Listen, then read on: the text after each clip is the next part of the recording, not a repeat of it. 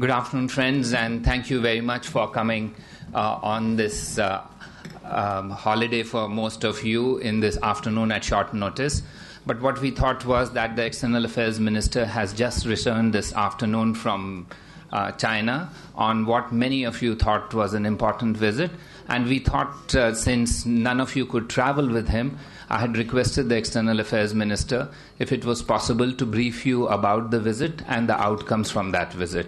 He's kindly agreed, and that was why we had the short notice, because it was only this afternoon that he came back and he immediately agreed for this media interaction. So that's the primary focus of this. And I understand if any of you would like to ask questions after that on any other things, we'll try and allow a couple of questions. With that, I will request the External Affairs Minister to first make a few brief opening remarks, and then we'll leave the floor open. Thank you. Thank you. Good afternoon, friends, and thank you for coming here. First of all, I must tell you, we sorely missed you all in Beijing. It's a good place to report from. Some of your colleagues were there, but not enough. And I will begin with sharing some good news with you. I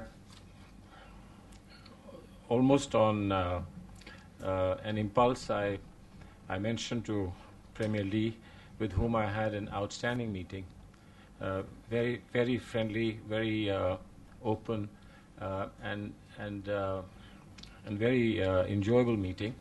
And on an impulse, I said to him that I felt that that the media in our two countries must have a chance to interact a lot more with each other and to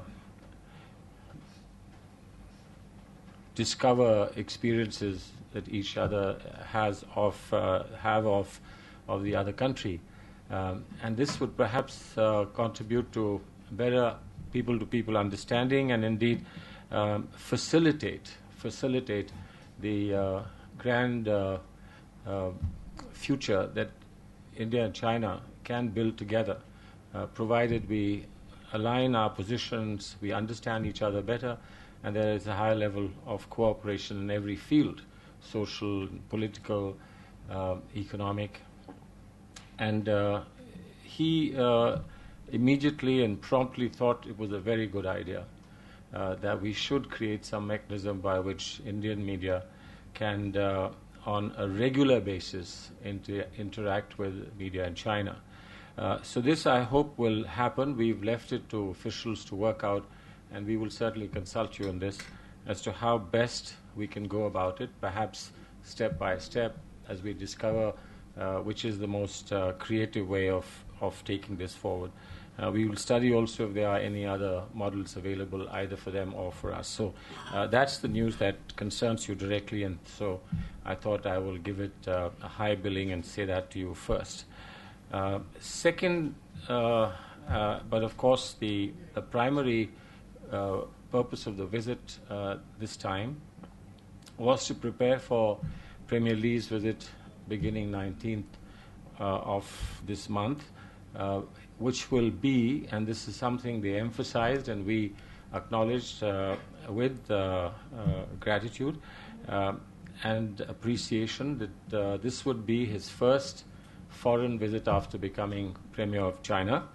And the first stop will be in India, both in Delhi and Mumbai. And the words that were used in our conversation were that this was very deliberately and very consciously, after careful thought, is a decision that was taken, giving India a very high priority. And I think that was the general theme that one found in our conversations at different levels, which included my meeting twice with Foreign Minister Wang Yi. Twice, I say, because our formal meetings were fixed at 5:30 in the afternoon, going on to delegation talks and then finally dinner. But he chose to come to the hotel soon after I checked in and spend about 20 minutes with me to greet me as a very special gesture. And I believe that set the tone, frankly, to everything else that we did thereafter. meetings, as I said, delegation level meeting in the afternoon, in the evening, followed by dinner. Next day, I had a very, very good meeting with the special representative who was foreign minister till recently, and I had spoken to him on phone when he was foreign minister, which again he recalled very fondly. Special Representative Yang Jiechi, who will now in the near future be working with our special representative, Mr. Shiv Shankar Menon, to take forward their special representatives' interaction. The round 16th that will now take place, hopefully in the next couple of months. Thereafter, of course, I called on Premier Lee, who again was extremely friendly, very warm, extremely welcoming in his demeanor and his words, and the time that he gave to me. Essentially, we were looking at, of course, the lay of the land for the visit. I assured the Chinese leadership that the visit was going to be a very significant one and a very successful one as we saw it. They felt, and we agree, that the joint statement that's to be issued after the meeting of the two prime ministers and the delegations should be a strong message to our respective people, to the rest of Asia and to the world. And this is a very, very repeatedly emphasized, greatly emphasized point that they made. And we've certainly responded in equally enthusiastic terms. But in order to make that into a strong statement, sending strong messages of India and China's intention to work closely together, they had laid out many points, agreements, MOUs that we could work on, and we in turn had indicated some on which there had been movement forward. Now, I think that the Joint Secretary stayed back, Gautam Bambawala stayed back, because we thought it would require another day's work, or perhaps 2 days' work, so that we can have as much done and not leave it to the last 2-3 days before his Premier's arrival in India. And I think that the convergence that we have on issues that actually flow from the intent to have extensive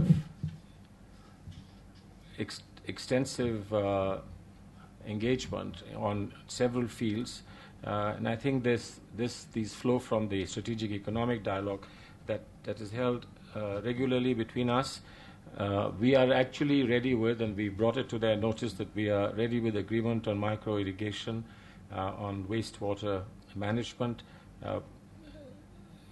We will possibly be ready also with the translation of classic and contemporary works. They have responded very, very positively on the visa simplification and liberalization MOU, which may or may not be ready in time for signing during this visit. But as we agreed, and on their suggestion, that whatever we have in the pipeline, we can indicate strongly our political agreement and commitment, and the signing can then be done on the our Prime Minister's visit later in the year to China. I think since 1954 possibly, this is the first time when there will be two-way Prime Minister's visits between India and China taking place, and therefore I think this year of the snake will be a significant year as we see it.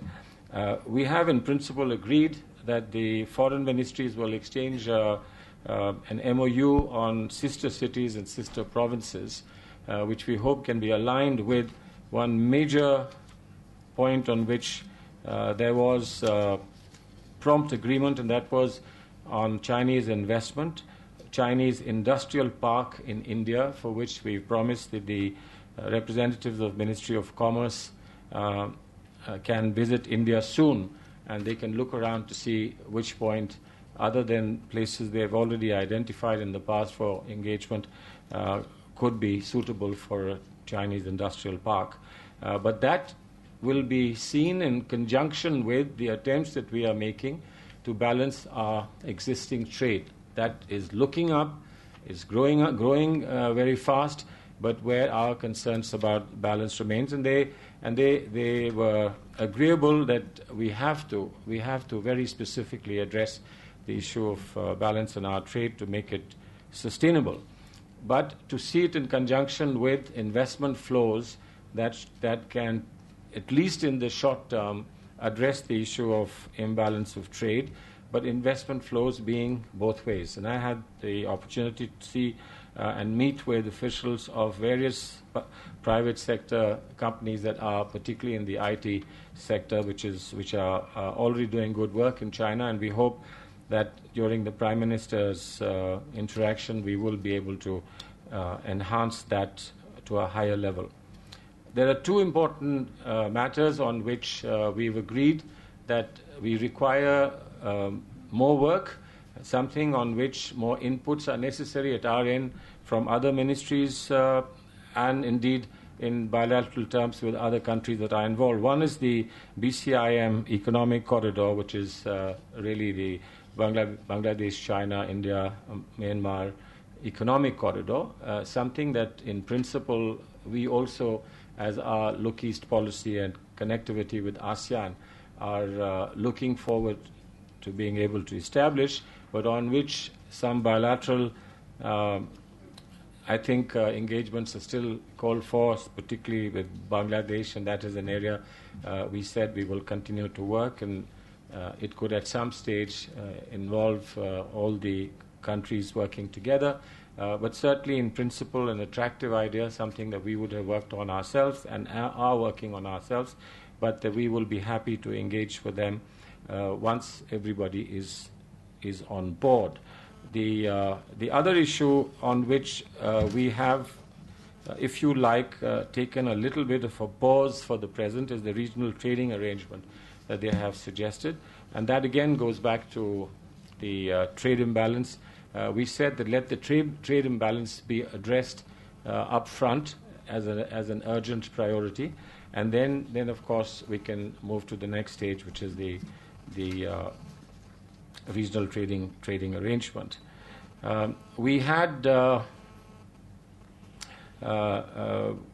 didn't actually specifically discuss this, but because during the officials' meetings that will take place today, I can share with you that Chinese side had given us a border defense cooperation agreement some weeks ago, which essentially consolidates and brings together many of the agreements and protocols and the arrangements and the mechanisms that we have in place, brings those together, rationalizes them, and takes them forward somewhat. We also have some suggestions there based on our experience over the past few years, and we have in turn given them some suggestions, indicated certain points in the draft that need to be reworked upon, but hopefully this will be in their hands today, and therefore this is something on which we can work. But this was not part of the discussions that I had or on the agenda specifically. Now, one I think important, modest but significant move I think that we have seen is our discussions on the trans-border rivers. The good thing was that the Chinese side, at the highest level, reaffirmed their intent to ensure that India's downstream interests are not affected adversely in any way. They heard us out very carefully about either enhancing the mandate of the existing arrangement that allows for sharing of flood time hydrological information, expanding that in order to cover some of our concerns, or look at a separate mechanism that would address our concerns. And the movement forward we have now is a clear indication from them that this is something that they are committed to, they are going to be ever so careful about India's interests, and that this requires in some manner either an enhanced mandate or an alternative way in which our concerns can be addressed. And I think this is the first time that we've actually specifically face-to-face been able to move forward on this particular thing.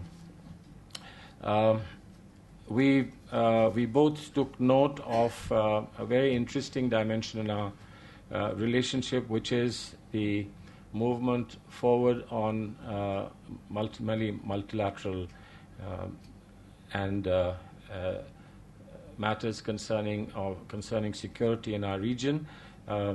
We both agreed that our first dialogue in Afghanistan was a very good one, a successful one, and that we would be working more closely together with them as they move towards the next Istanbul process meeting that will take place in China. I think that our understanding is converged largely. There are areas in which we need really to discover more as to what our positions can be, but both on Afghanistan as well as on Syria, there were vast areas of convergence and articulation, and I hope that we can work further on some of these issues, particularly since many fast-changing movements are taking place. Now, on a humanitarian front, the Chinese were very good to have told us that they have released 2 Indian nationals who were in custody in Yiwu, and that had become a little bit of a humanitarian concern. We felt that they had served a long term and had suffered enough. They had, for personal reasons, both of them had been allowed to travel to India and then went back to serve the rest of their sentence. But the Chinese were generous and good. As a gesture of goodwill, they shared with us that they have released the 2 nationals and who are now on their way back home. Because of this, I thought that I would go a little further, and I requested them to consider whether the same could be done for all or some, at least, of the 6 Indian diamond merchants who are also incarcerated in southern China. And the immediate reaction that we got was that they would look at it in as positive a term as possible and get back to us. We had hoped that this could be done before Premier Lee's visit to our country. The most critical and important is of course, the manner in which we were able to discuss our recent problem on the line of control. I think that we were on the same page, China and India, completely in saying that with a degree of satisfaction that the mechanisms in place for dealing with such issues and such episodes or incidents have worked, that we both had the confidence that they will work, and that they did work was a matter of considerable satisfaction. It was also very clear that we both believe that our vision and our commitment is to the larger picture between China and ourselves, and that we are both equally determined that such incidents should not be allowed to stand in the way and to obstruct very meaningful growth in our relationship, signals of which and indications of which are there for all of us to see, both in terms of growing investment, trade, and much greater contact between our people over the last 10 years. I did say to our Chinese side, and I shared this with the Premier also, that we felt it was important to analyze our respective systems to work out why such things happen, or indeed why the most recent incident happened. And we would, in a sense, be able to take some lessons from the manner in which it was satisfactorily resolved, we should also take some lessons about why it happened, how we should ensure that such things do not get repeated, do not happen, and if at all, despite best efforts, something of this nature happens, that we are able to address it with greater urgency and with less passage of time than we had to suffer this time, which was 3 weeks. I think that my intention was to be clear that to let our Chinese friends know that this is something that was extremely important, because it doesn't just remain as a statistic. It becomes part of perceptions about our people and, I assume, about their people, about us. We were not doing a post-mortem and we were not apportioning blame, but we certainly felt that it was important, keeping a larger interest of our two countries in mind, that something that caused enormous concern to our public opinion should be addressed. Of course, taking advantage of the mechanisms that we have in place.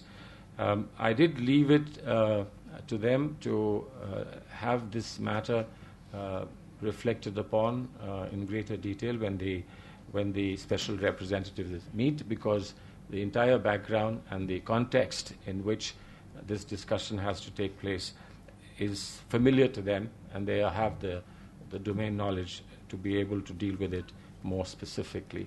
So all in all, I believe it was a very successful trip. I think we've prepared well. We can look forward to a very meaningful visit of Premier Lee 10 days from now. Thank you very much. The floor is now open for any questions that you may have. Yes, Manish?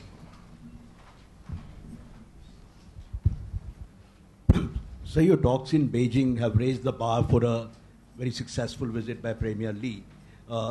Looking ahead, what do you think are some of the key, some of the contentious issues on which there are still differences, and what is the way ahead on those issues? And also, did you discuss the need to intensify strategic communication? Yes, I think that I can clearly say that we don't have any prickly issues, major issues of significant difference that could be seen as obstacles. Wherever we are still not ready on both sides, still not ready on articulating an agreement, we are certainly ready to indicate that's our objective and that's our aspiration. And I think the important thing is that this was understood by them, and from their point of view understood by us, that some things are done and ready, some things will need to be clearly indicated as our objectives for Prime Minister Dr. Manmohan Singh's visit to China later in the year, and there are some things on which in principle agreement must be indicated, although we all know that it will take some time. And the Premier said to me that the Chinese saying that a journey of 1,000 miles begins with one step, I think indicates how they see every step forward as being significant and important, although we both realize that we have a long journey to make. Parul?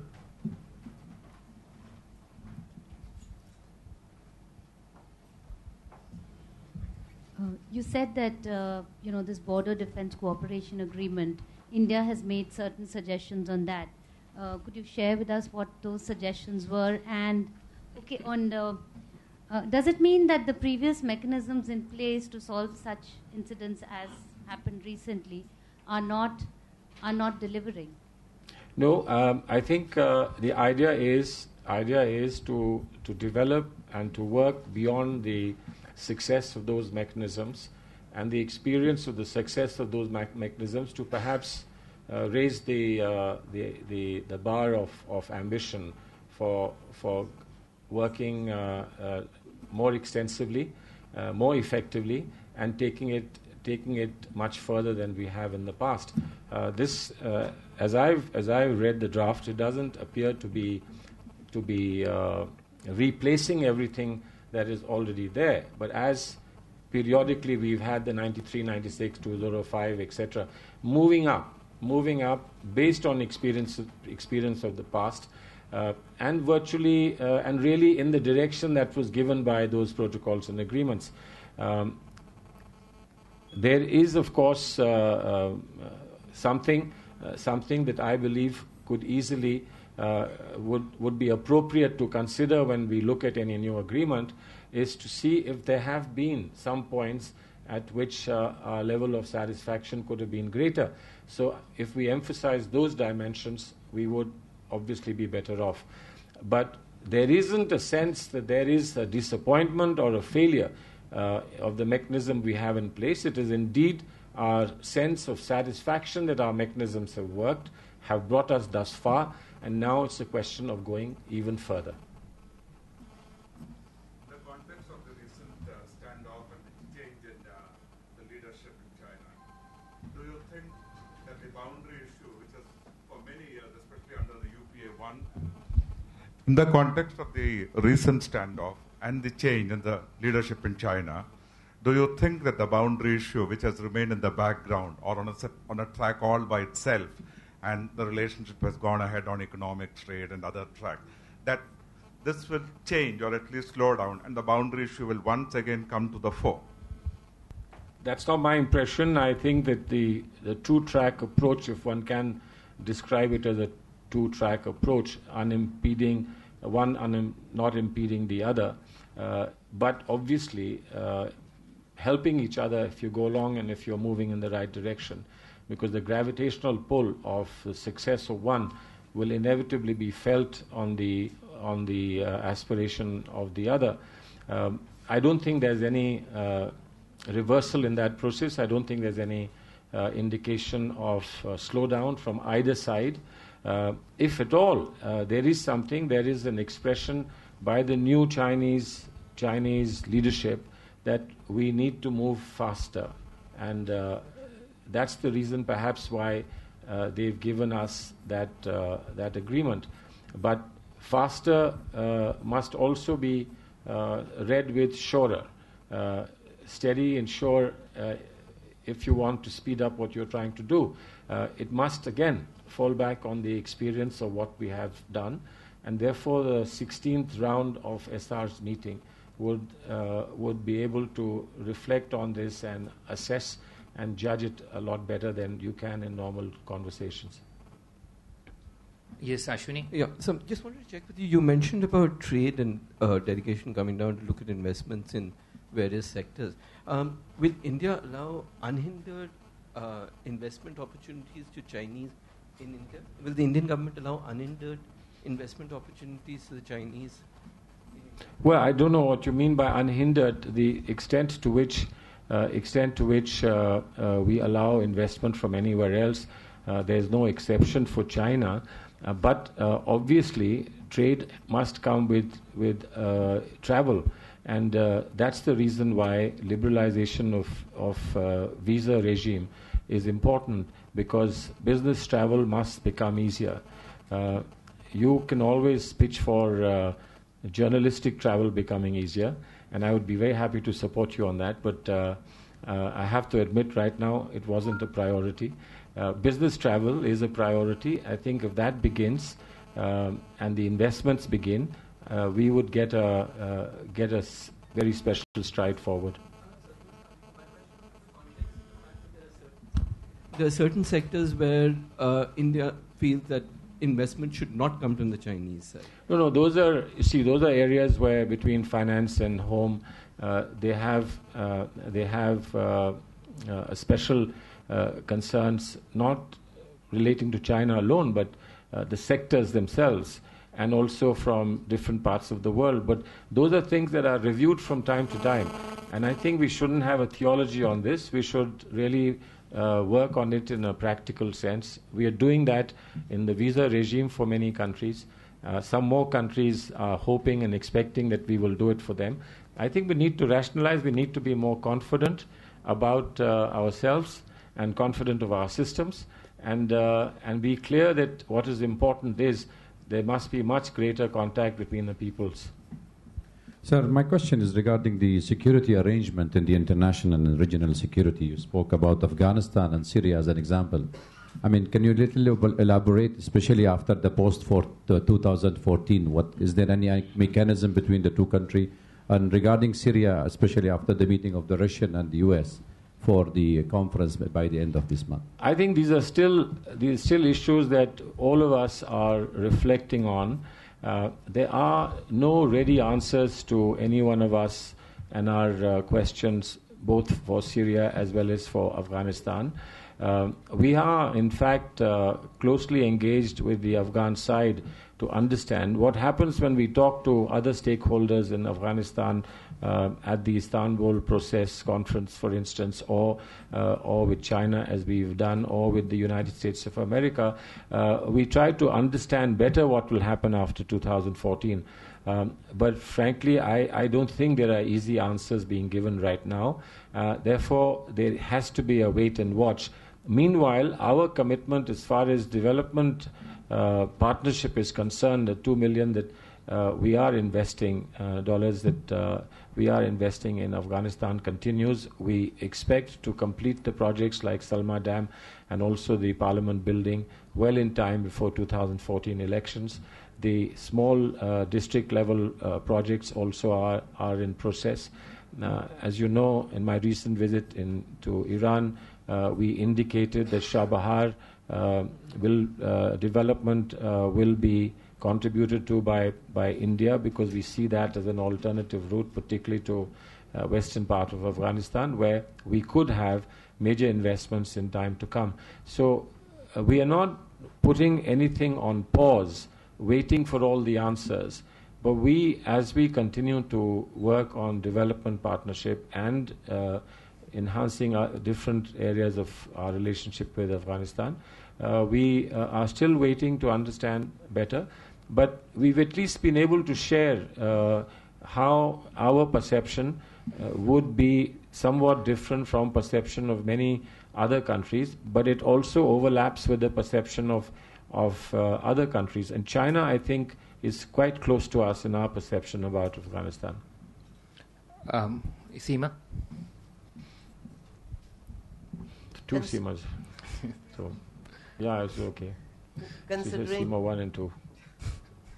Considering that you got so much positive signals from China that the new leadership wants to take forward our relationship, why did you get any sense why the border incident happened?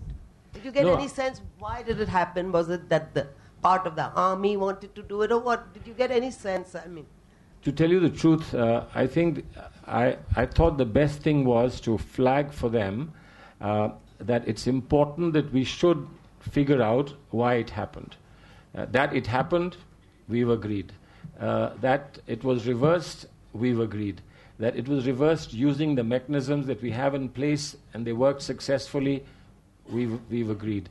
But why it happened, I think is important. I don't think that if you reflect back on incidents that have happened in the past, this question as to why it happened has ever been asked. Usually the question that is asked is, can you please reverse it, or that if you don't, you know what, etc., etc. But nobody has ever asked why it's happened. We raised it for the first time. And you will understand that raising it for the first time, you can't expect an answer there and then. But we raised it, we flagged it, and we said that we both need to do an analysis of why it happened. And the analysis then perhaps can be converged and shared, and then we would have a better idea. And while all this is going on, we can improve our attempts and our ability to resolve the bigger issue, the larger issue, which is finally what we have to resolve.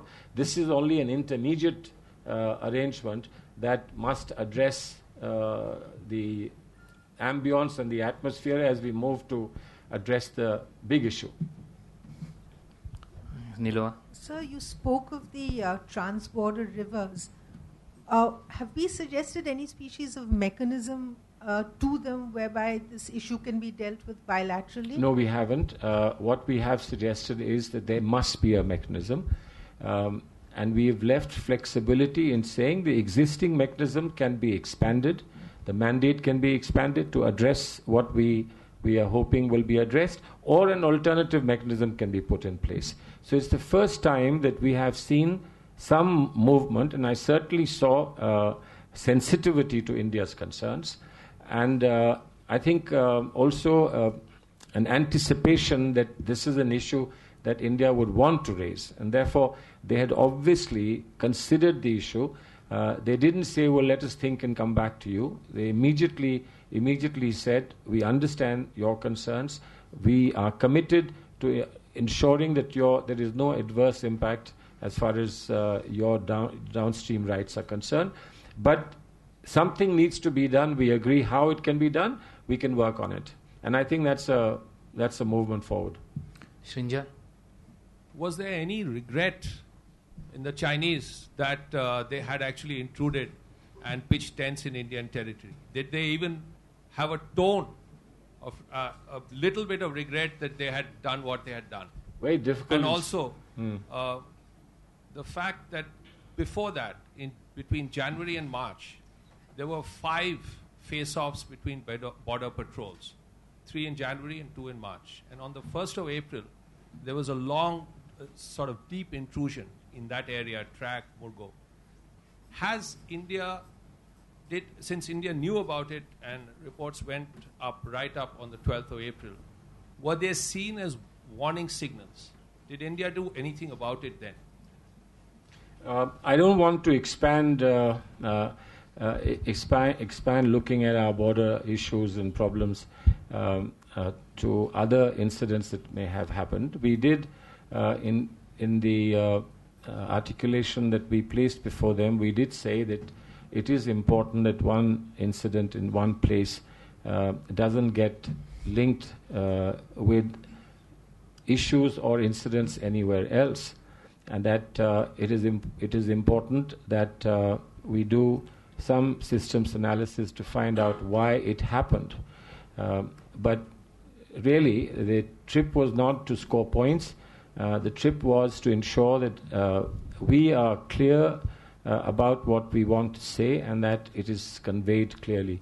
Now, when you talk about note of regret and so on, Chinese are better face readers than we are.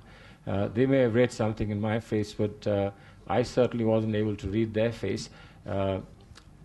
I can only say this to you that there was at least I sensed an atmosphere of relief and a desire to move forward.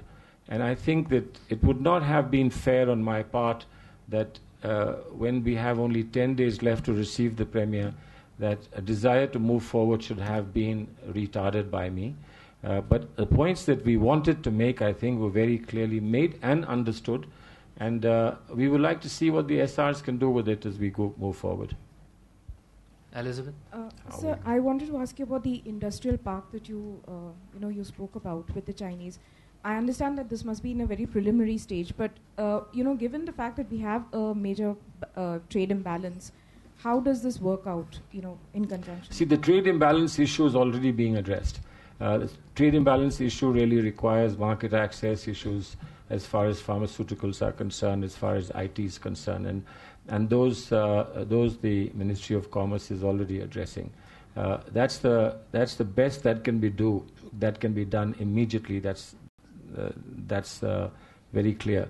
But in addition to that, since we wanted an industrial park idea to be taken up, and they brought up that idea, we were very happy that there was convergence, and that convergence could take us in the right direction. My people told me that if we can pinpoint and agree on this, the Chinese will be able to deliver the industrial park a lot faster than most other countries, which is a good idea. I don't know if my state of UP will be happy to snap it up, but I would be very happy if my state of UP snapped it up.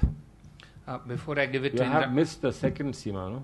Yes, she's still on my list. Oh, you're we still on have the list. another 6 questions, and I close the list at that. I've taken you into account. Yes, Indrani. So, you were quoted in Beijing as saying that you did not raise the issue of why they did what they did because there was some blame, and you didn't want to get into the blame game. But I had a second day as well. Right. And what I'm telling you now is what happened in 2 days. Right. But the report was on the first day. Right. On the first day, because if you raise everything on the first day, you don't get a chance to raise it on the second day. So we took it step by step, but on the second day, I raised all that I have shared with you. Right. And I think satisfactorily. The words I see prominently in our discussions are sense of relief, desire to move forward, let's think big. Shall I finish the question? Yeah, if you think that they wanted us to work faster on the boundary agreement, does that mean that in all these talks that we've been having, we have been stalling a resolution, or we've been going slow on the resolution on a boundary agreement? Because that was not something that we took back in all these meetings. No. Third is the new defense cooperation agreement that we're working on. Will that stop the kind of incursions that we saw in Debsang recently? Is that something that you're putting in? When I said to them that there must be lessons that we must learn from what has happened, and those lessons must inform whatever we do in future, and analysis of this needs to be done, systems analysis on both sides. I would imagine that's what it meant. And I didn't find the Chinese balking at anything that we said. I didn't find them specifically giving an alternative formulation. But at the same time, it would be wrong if I said that they just sticked everything I said. I think there was very extensive convergence, and certainly if I am assessing the ground that we have prepared for the two prime ministers meeting.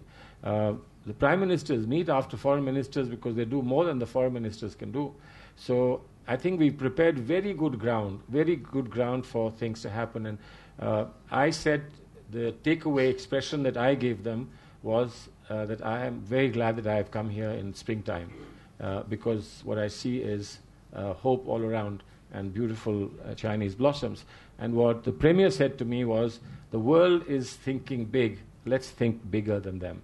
This is what the Premier said to me, and I thought that these are the 2 lines that summed up my 2 days there. No, this fastest didn't come up, but certainly, it wasn't an attitude that, look, this will solve itself one day, don't worry.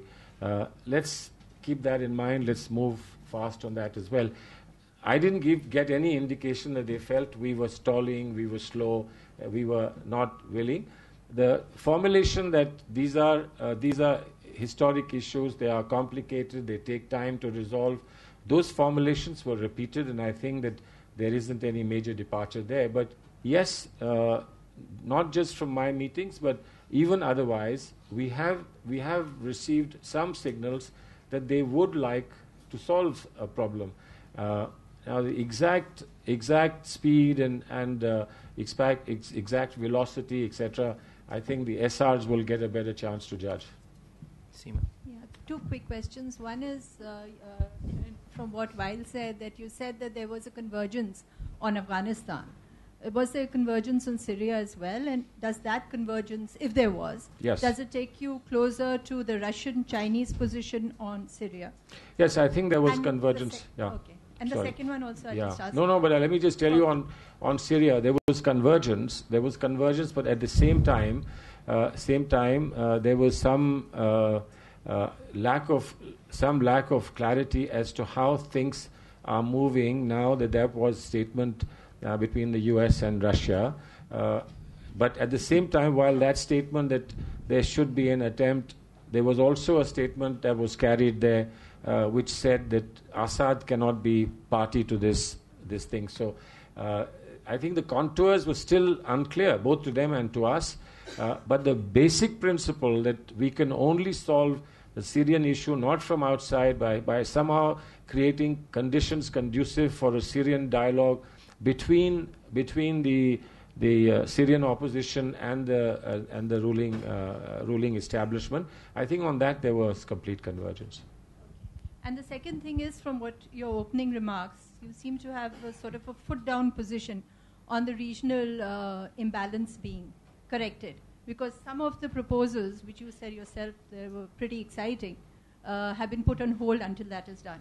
So were you able to reach some kind of a time frame with the Chinese, apart from the general assurance that they gave you that they're going to move forward on this?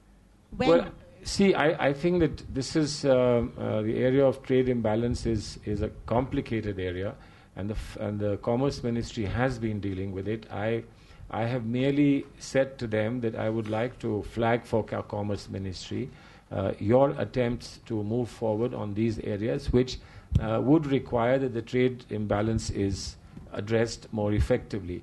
But we didn't go into further details on this. I was told that market access on pharmaceuticals and IT was critical, and I did flag that, and they know very well that that's what is critical.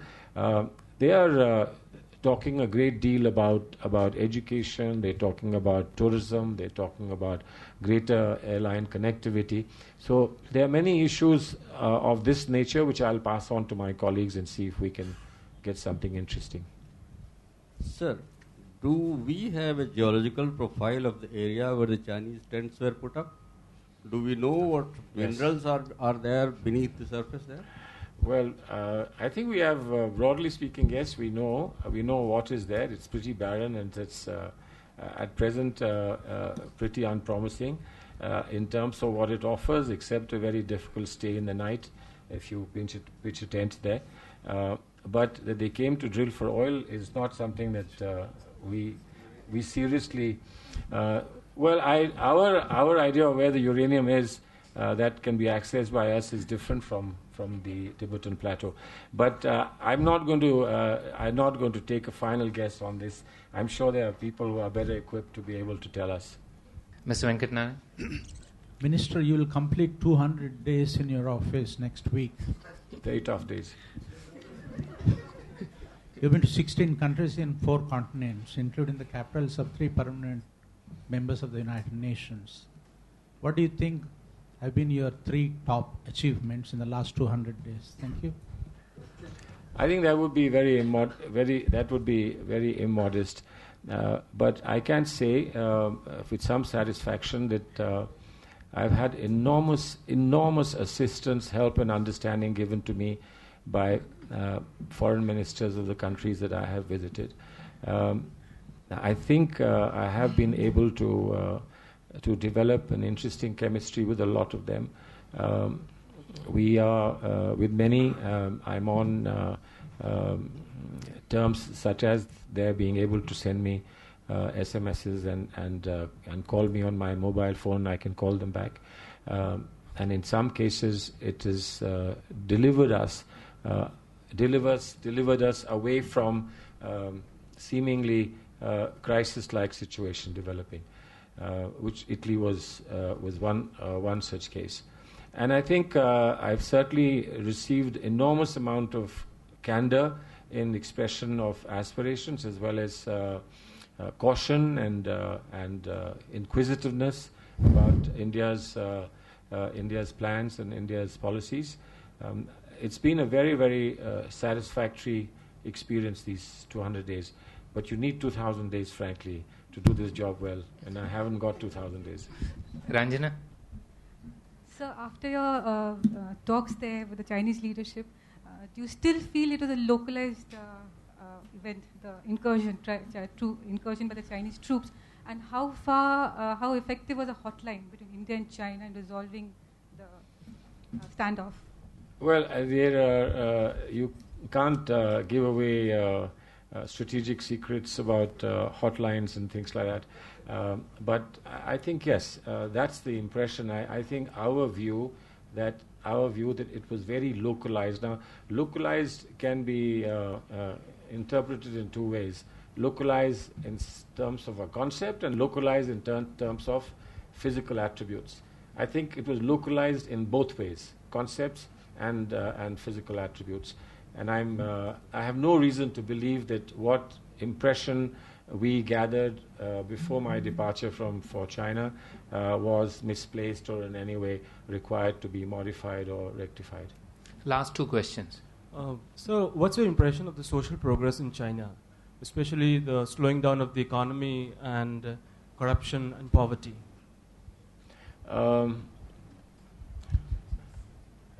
Well, I watched Chinese television, and it's not like ours. So, I didn't have a chance to go through Chinese social media, so I may have missed something. I walked around Tiananmen Square, and that seemed pretty peaceful and looked very beautiful. There were a lot of flowers there. I think that, but speaking to ordinary Chinese at receptions and to people from institutions, and indeed meeting them in the embassy function, as indeed talking to some Chinese media. It was very refreshing. I think that they are looking at their newspapers there, that they are talking about a lot of issues that in our perception here, ordinary people will feel are not discussed in China. There are elements of accountability to the public. That's very clearly there.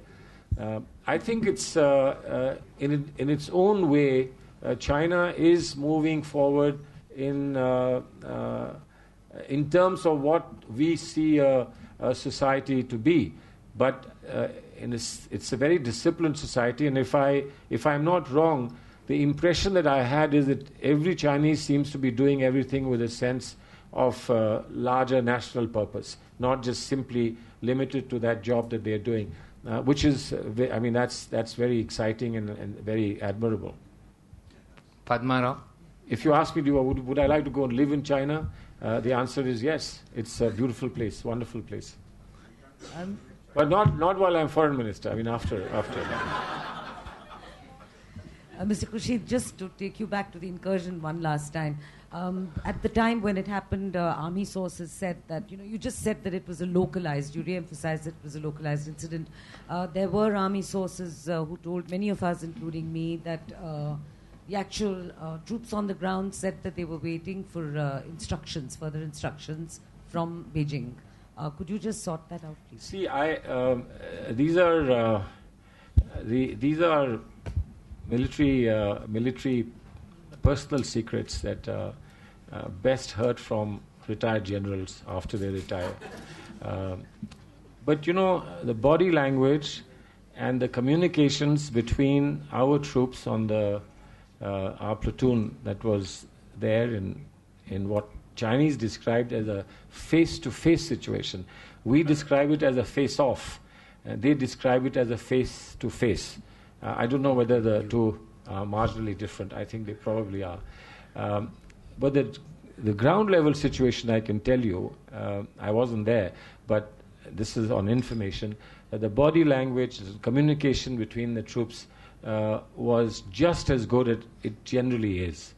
And there wasn't a sense of hostility, and there wasn't a sense of betrayal, and there wasn't a sense of disagreement. Although they knew that something had to give, because they were talking about it. But clearly, if you're out there in a nowhere place, you need, having done something, in order to revert from that or to change that position, you'll have to check with somebody. And that takes time. And that somebody may want to check with somebody else. But it was not as belligerent and hostile and as ugly as one might imagine that an intrusion would be. Actually, we continue to use the word incursion, which is a little less hostile than intrusion. Incursion could also be a joyride and, come and look and go. But intrusion seems more aggressive and more assertive. But frankly, it's a good thing that there wasn't the same hostility. And then tell me, if there had been some sense of national pride, hurt, hostility, I wouldn't have seen the kind of public reaction that we saw when we walked around the streets and how people and young people stopped to take photographs. They certainly must have known that we are Indians, or we looked Indians. I mean, there were people with me who were dressed in very specific Indian clothes, so they would have known we are Indians, and the flag was there on the car. But the number of people who stopped to take pictures was amazing. Incredible, the number of people who took pictures.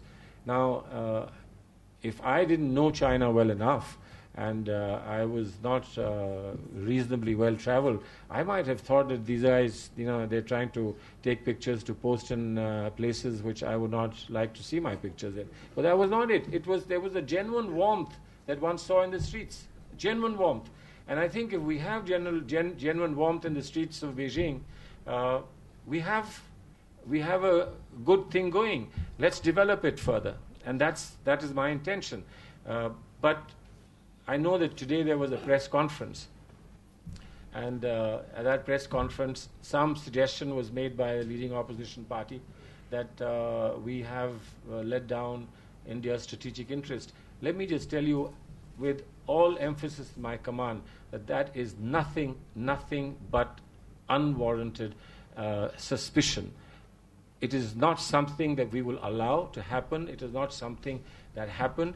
It was not something that was even remotely suggested by anybody to do a quid pro quo, somehow to give a sense that everything was well.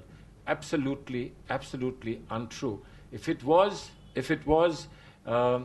we would not be in this feeling of comfort that we are. And there was an offer from the opposition to stand with the government in the matter of national interest. The national interest today is that the world should see India and China not in disagreement, but in agreement, and an agreement on grounds that are reasonable, fair, equitable, and transparent. Last question, I think I got my math wrong. Nayanima. Sir, I know you have answered this question many times on the trade deficit, but on this regional trading agreement, the joint feasibility study was finalized in 2007. Now, is India reluctant to discuss, to launch the negotiations, the formal round of negotiations, because that is the only way we can address the trade deficit problem with China? No, I think it has to be examined by experts, and if there is such a report available, I'm sure the Commerce Ministry would examine it. We didn't say this is something that must be completely off the agenda. All we said is that time may not be ripe for us to be able to do this, because we need to prioritize and in sequence first begin addressing the trade imbalance issue, and then we can come to this. Otherwise, the acceptability amongst sectors and people who should really endorse something like this will be very difficult to get.